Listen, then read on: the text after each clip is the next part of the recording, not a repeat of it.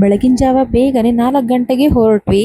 ನಾವು ಎಲ್ಲಿಗೆ ಹೋಗ್ತಾ ಇದ್ದೀವಿ ಅಂತ ಹೇಳ್ತೀನಿ ಬನ್ನಿ. ನಮ್ಗೆ 7ವರೆಗೆ ಒಂದ್ ಕಡೆ ರೀಚ್ ಆಗ್ಬೇಕಿತ್ತು. ಇಲ್ಲಿ ನೋಡಿ, ಇದು ಕುದುರೆ ಮುಖ ಎಂಟರ್ ಆಗ್ತೀವಲ್ವಾ, ಆ ಫಾರೆಸ್ಟ್ ಏರಿಯಾದಲ್ಲಿ ಈ ತರ ಗೇಟ್ ಹಾಕಿರ್ತಾರೆ. ಇಲ್ಲಿ ನಾವು ಟಿಕೆಟ್ ತಗೊಂಡು ಹೋಗ್ಬೇಕು. ಅಂದ್ರೆ ಪೇ ಮಾಡೋದಿಕ್ಕಿಲ್ಲ, ಅವರೊಂದು ಪಾಸ್ ಕೊಡ್ತಾರೆ. ಈ ಪಾಸ್ ಅಲ್ಲಿ ಟೈಮ್ ಮೆನ್ಷನ್ ಮಾಡಿರ್ತಾರೆ. ನಾವು ಆ ಟೈಮ್ ಒಳಗೆ ಈ ಫಾರೆಸ್ಟ್ ನ ಕ್ರಾಸ್ ಮಾಡಬೇಕು. ಇಲ್ಲದಿದ್ರೆ ಅದರಲ್ಲಿ ಎಷ್ಟು 500 ರುಪೀಸ್ ಏನೋ ಫೈನ್ ಇದೆ. ಇದು ನನ್ನ ಹಸ್ಬೆಂಡ್ ನೋಡು ಅಂತ ಅಂದ್ರು. 5:05 ಅಷ್ಟೊತ್ತಿಗೆಲ್ಲ ಬೆಳಗಾಗ್ತಾ ಬಂತು. ಆದ್ರೆ ಒಂದು ವೆಹಿಕಲ್ ಇರ್ಲಿಲ್ಲ. ಸುತ್ತಲೂ ಕಾಡು, ಮಧ್ಯದಲ್ಲಿ ರೋಡು. ಆ ರೋಡಲ್ಲಿ ನಾವು ಹೋಗ್ತಾ ಇದ್ದೀವಿ. ಇಲ್ಲಿ ನೋಡ್ಬೋದು, ಒಂದು 6:30 ಅಷ್ಟೊತ್ತಿಗೂ ಇಲ್ಲಿ ಫುಲ್ ಮಂಜಿದೆ. ಆದ್ರೆ ಈ ವೆದರ್ ಅಲ್ಲಿ ಟ್ರಾವೆಲ್ ಮಾಡೋದಿಕ್ಕೆ ಚೆನ್ನಾಗಿರುತ್ತೆ. ಫುಲ್ ಹೊರಗಡೆನು ಕೂಲ್ ಆಗಿರುತ್ತೆ. ಹಾಗೆ ಫುಲ್ ಎಂಜಾಯ್ ಮಾಡ್ತಾ ಹೋಗ್ತಾ ಇದ್ದೀವಿ. ಅಂತೂ ನಮ್ದು ಡೆಸ್ಟಿನೇಷನ್ ಪಾಯಿಂಟ್ ಬಂತು ನೋಡಿ. ಇದೇ ನಾವು ಬಂದಿರೋದು ಶೃಂಗೇರಿಗೆ. ಶೃಂಗೇರಿ ಶಾರದಾ ಮಠ ಏನಿದೆ ಅಲ್ಲಿಗೆ ಬಂದಿದ್ದೀವಿ ನನ್ನ ಮಗಳಿಗೆ ಅಕ್ಷರಾಭ್ಯಾಸ ಮಾಡಿಸೋದಿಕ್ಕೆ. ನಾನಂತೂ ಇಲ್ಲಿ ಫಸ್ಟ್ ಟೈಮ್ ಬರ್ತಾ ಇರೋದು. ಈ ದೇವಸ್ಥಾನನೂ ಅಷ್ಟೇ ತುಂಬಾನೇ ಚೆನ್ನಾಗಿದೆ. ನನ್ನ ಹಸ್ಬೆಂಡ್ ಅಲ್ಲಿ ಮಗಳನ್ನ ಎತ್ಕೊಂಡು ಹೋಗ್ತಾ ಇದ್ದಾರೆ. ನಮ್ಮ ಅತ್ತೆ ನೋಡಿ ಇಲ್ಲಿ ಹಿಂದಿಂದ ಬರ್ತಾ ಇದ್ದಾರೆ.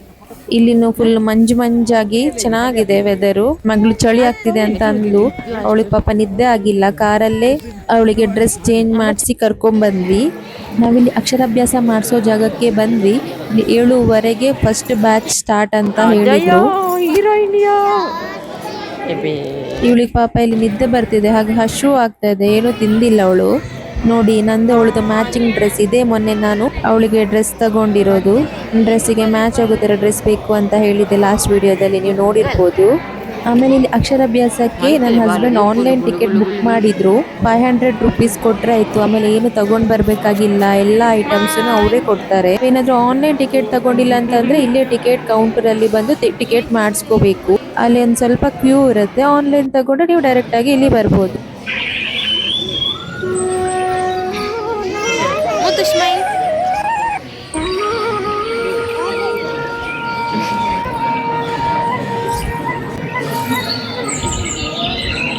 ನೋಡಿ, ಅಕ್ಷರಾಭ್ಯಾಸಕ್ಕೆ ಇಲ್ಲಿ ಮೊದಲು ಒಂದು ಪ್ಲೇಟಲ್ಲಿ ಅಕ್ಕಿ, ಹಾಗೆ ಅರ್ಶಿನ ಕೊಂಬು, ಹಾಗೆ ಒಂದು ಸ್ಲೇಟು, ಚಾಕ್ ಎಲ್ಲ ಕೊಡ್ತಾರೆ. ಅದ್ರಲ್ಲಿ ಆಮೇಲೆ ಸ್ಲೇಟು ಚಾಕ್ ಪೀಸ್ ಬಿಟ್ಟು ಉಳಿದಿರೋದನ್ನ ನಾವು ರಿಟರ್ನ್ ಕೊಡಬೇಕು ಹೋಗ್ತಾ. ಬೆಳಗ್ಗೆ ಫಸ್ಟ್ ಬ್ಯಾಚ್ಗಾದ್ರೂ ತುಂಬಾನೇ ಜನ ಬಂದಿದ್ರು. ಹಾಗೆ 7:15 ಅಂತ ಅಂದ್ರೆ ಸ್ವಲ್ಪ ಲೇಟ್ ಆಯಿತು. ಪಾಪ ಆಲ್ರೆಡಿ ಅವಾಗ ಸೆಕೆಂಡ್ ಬ್ಯಾಚ್ನವರು ಅಲ್ಲಿ ವೆಯ್ಟ್ ಮಾಡ್ತಾ ಇದ್ರು ಹೊರಗಡೆ. ಇವಾಗ ಬಿಸಿಲು ಬೇರೆ ಸ್ಟಾರ್ಟ್ ಆಯಿತು ನೋಡಿ. ಇವಾಗ ಇಲ್ಲಿ ಪುರೋಹಿತರು ಬಂದ್ರು.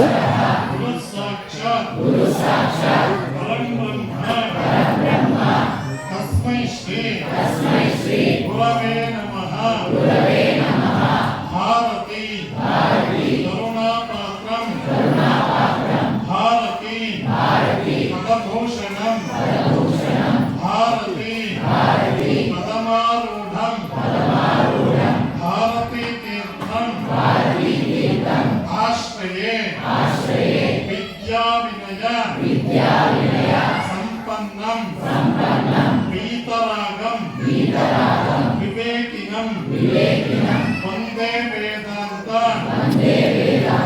ತತ್ವಜ್ಞಂ ವಿದುಷೇಖರ ಭಾರತಿ ಶ್ರೀ ಗುರು ಗಣೇಶಾಯ ನಮಃ ನಿರ್ವಿಘ್ನಂ ಕುರು.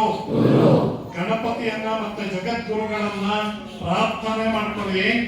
ಜಗದ್ಗುರುಗಳ ಪ್ರಾರ್ಥನೆ చేసుకొని ಉಪಾತ್ತ ಸಮಸ್ತ ದುರಿತಕ್ಷಯ ದ್ವಾರ ಶ್ರೀ ಪರಮೇಶ್ವರ ಪ್ರೀತ್ಯರ್ಥಂ. ಎಲ್ಲರೂ ಮಗುವಿನ ಹೆಸರು, ರಾಶಿ, ನಕ್ಷತ್ರ ಹೇಳ್ಕೊಳ್ಳಿ. ಗಂಡ್ಮಗು ಆದರೆ ಮಮ ಕುಮಾರಸ್ಯ ಅಂತ ಹೇಳ್ಕೊಳ್ಳಿ. ಹೆಣ್ಮಗು ಆದರೆ ಮಮ ಕುಮಾರ್ಯಾಹ ಅಂತ ಹೇಳ್ಕೊಳ್ಳಿ.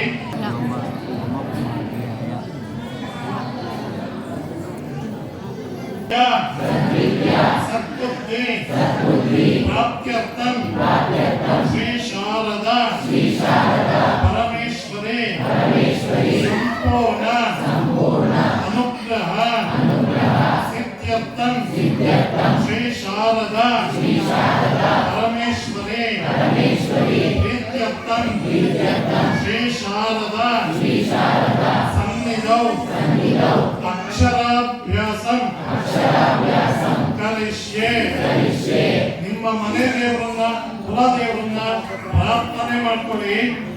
ಯೋ ನಮಃ ನಂತರಸಿ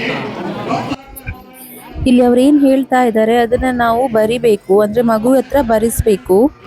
ಆದ್ರೆ ತುಂಬಾ ಮಕ್ಕಳು ಹಠ ಮಾಡ್ತಾ ಇದ್ರು, ಇವಳು ಹಠ ಮಾಡ್ತಾ ಇದ್ಲು. ಅದಕ್ಕೆ ಕೆಲವು ಪೇರೆಂಟ್ಸ್ ಏನ್ ಮಾಡ್ತಾ ಇದ್ರು ಅಂದ್ರೆ ಅವರೇ ಬರಿತಾ ಇದ್ರು. ನಾನು ಇದು ನನಗೆ ಮೆಮೊರಿಗೆ ಇರ್ಲಿ ಅಂತ ಆದಷ್ಟು ವಿಡಿಯೋನ ರೆಕಾರ್ಡ್ ಮಾಡಿ ಯೂಟ್ಯೂಬ್ ಅಲ್ಲಿ ಹಾಕಿದ್ದೀನಿ.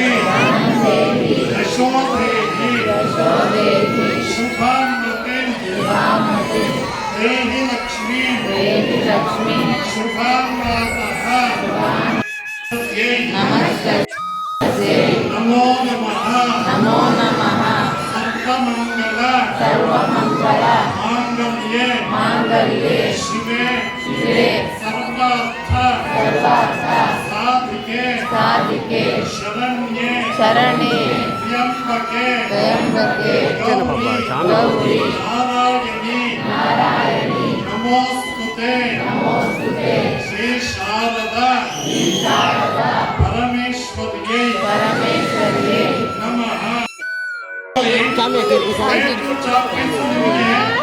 अपना चीज वापस ಕೊಟ್ಟಿದ್ದೀವಿ ಅದು ಹೊರಗಡೆ ಪ್ರಸಾದ ಕಂಪನಿ ಕೊಟ್ಟು ಪ್ರಸಾದ ತಗೊಳ್ಳಿ ದಯವಿಟ್ಟು ಚಾಕ್ಲೇಟ್ ಕಟ್ಕೊಂಡು ಅರ ಚೀಟಿ ಬೇಕಿಚ್ಚು ನಾವು ಪ್ರಸಾದ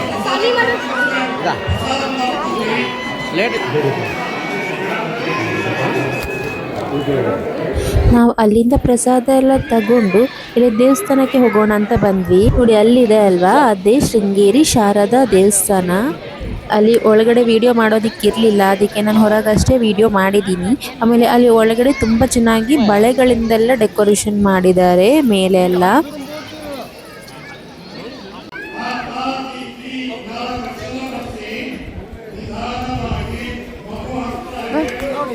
ಅದು ಶಾಮಿ ಮಂಪಿಯ ಪೋಯಿ ಕೊಲ್ಲೇಕ್ ಕೊರು. ಇವಳಿಗೆ ಇಲ್ಲಿ ಭಯ ಆಗ್ತಾ ಇದೆ ಮತ್ತೆ ಅದಕ್ಕೆ ಕೊಡೋದಿಕ್ಕೆ. ಇದ್ರ ಅಲ್ಲೇ ಪೋಲೆ ಪತ್ತೊಂದು ಪೋಲೆ ಅಲ್ಲೇ ಪೋಡಿಗೆ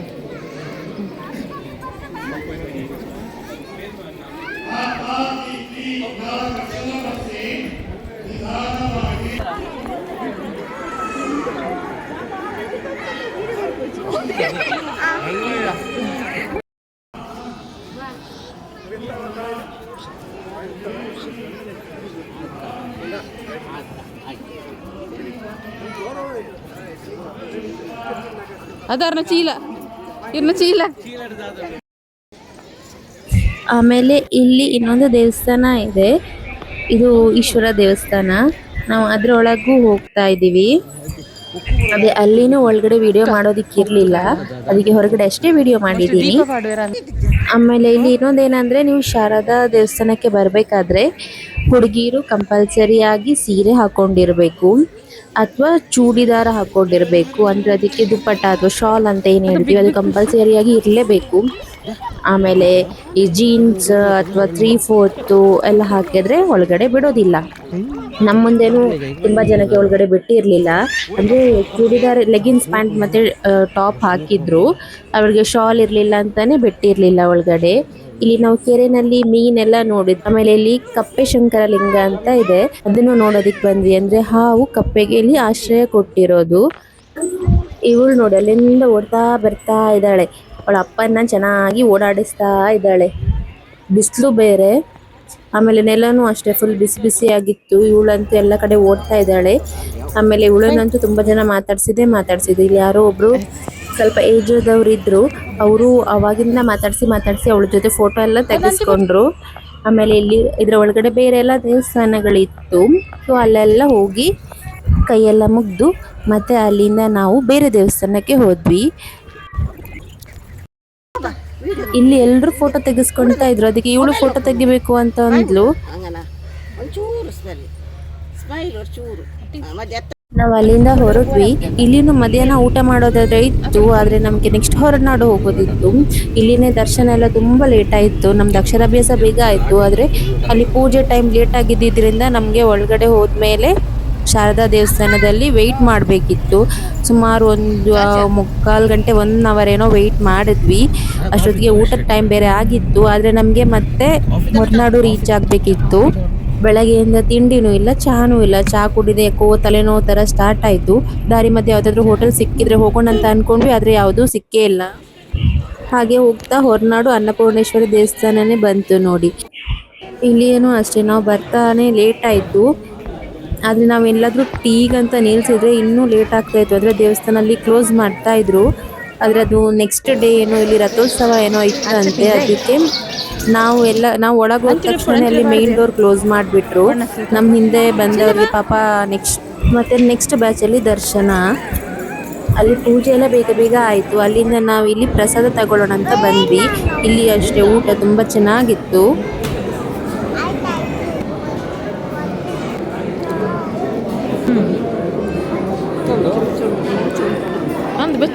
ಅಲ್ಲಿಂದ ಊಟ ಮುಗಿಸ್ಕೊಂಡು ನಾವು ಇಲ್ಲಿ ಕಳಶ ದೇವಸ್ಥಾನಕ್ಕೆ ಬಂದ್ವಿ.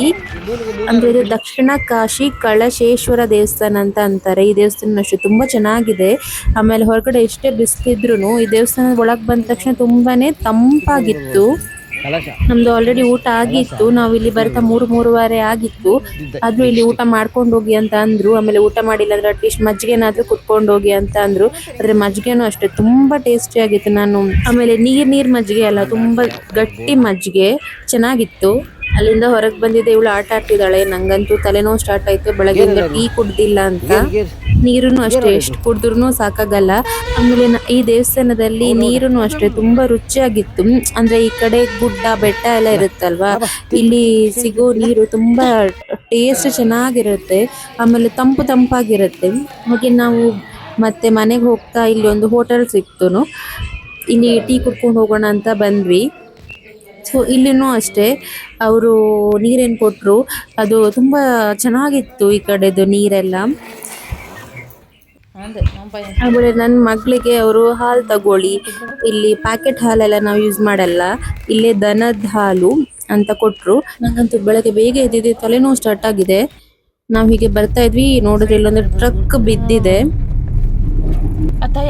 ಮೊನ್ನೆನೂ ಅಷ್ಟೇ ಇನ್ನೊಬ್ರು ಯೂಟ್ಯೂಬರ್ ಅವ್ರದ್ದು ನಾನು ವಿಡಿಯೋ ನೋಡಿದ್ದೆ, ಅವರು ಶೃಂಗೇರಿಗೆ ಏನೋ ಹೋಗಿದ್ರು, ಅವ್ರು ರಿಟರ್ನ್ ಏನೋ ಉಡುಪಿಗೆ ಬರ್ತಾ ಅವ್ರ ಕಾರುನು ಸ್ವಲ್ಪ ಇಲ್ಲಿ ಎಡ್ಜಲ್ಲೇನೋ ಬೀಳೋ ಥರ ಆಯಿತು ಅಂತ ಹಾಕಿದಿದ್ರು. ನನ್ನ ಮಗಳಿಗೆ ಯಾಕೋ ಜ್ವರ ಬರೋ ಥರ ಆಗಿತ್ತು. ಅಂದರೆ ಬೆಳಗ್ಗೆ ಬೇಗನೆ ಅವಳು ತಲೆ ಸ್ನಾನ ಮಾಡಿಸಿದ್ದು, ಅವಳಿಗೆ ಒಂದು 2:30-3 ಗಂಟೆ ಅಷ್ಟೊತ್ತಿಗೆ ಏನೋ ಪಾಪ ತಲೆ ಸ್ನಾನ ಮಾಡಿದ್ಲು. ಹಾಗೆ ಅವಳಿಗೆ ಮೆಡಿಸಿನ್ ತಗೊಳ್ಳೋಣ ಅಂತ ಬಂದ್ವಿ. ಮತ್ತು ಇಲ್ಲಿ ಮಸಾಲೆ ಪೂರಿ ಅಂಗಡಿ ಇತ್ತು. ನಾನು ರೋಡ್ ಸೈಡಲ್ಲೆಲ್ಲ ತುಂಬ ಕಮ್ಮಿ ತಿನ್ನೋದು, ನನ್ನ ಹಸ್ಬೆಂಡ್ ರೋಡ್ ಸೈಡಲ್ಲೆಲ್ಲ ತಿನ್ನೋದಕ್ಕೆ ಬಿಡಲ್ಲ. ಆದರೂ ಇಲ್ಲಿ ಯಾಕೋ ತಿನ್ನಬೇಕು ಅಂತ ಅನ್ನಿಸ್ತು, ಅದಕ್ಕೆ ಮಸಾಲೆ ಪೂರಿ ಎಲ್ಲ ತಗೊಂಡ್ವಿ. ಸೊ ಇಲ್ಲಿ ತಿಂದು ಮತ್ತೆ ನಾವು ಸೀದಾ ಉದ್ಯಾವರಕ್ಕೆ ಹೋದ್ವಿ, ಅಂದರೆ ಅಮ್ಮನ ಮನೆಗೆ.